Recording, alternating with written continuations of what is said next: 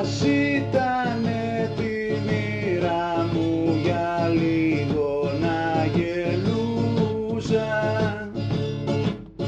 και του Χριστού τους πειρασμούς εγώ να τους περνούσα.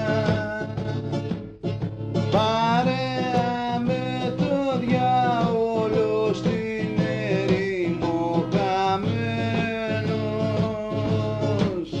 και σου λέγα μετά εγώ ποιος θα ήταν κερδισμένος.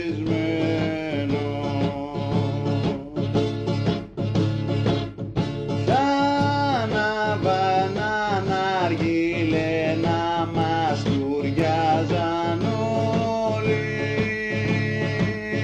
δαιμόνια καλή κατσάρι μαζί κι αρχίδια βόλοι, και θα είχε 5 κομμένες καθένας μας παρέα να φτιάχνουνε χορεύοντας του συναφιού τα σέα.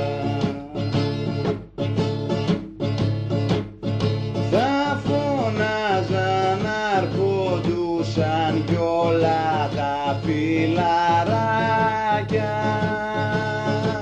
για να μην ενοχλούμε πια της πόλης τα παιδάκια. Γυναίκες να γουστάρουνε του άντρα τα τερτύπια και στο τσάρδι του σατανά θα στείναμε ξενύχτια.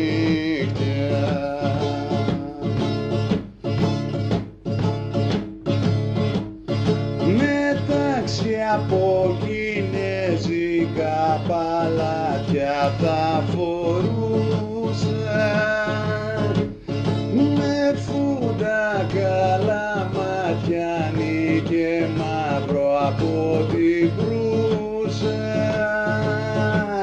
και θα είχα και τα όργανα στη διαπάσο να παίζουν. Εσείς του κόσμου όλοι αμαρτωλοί τι χάνετε να ξέρετε.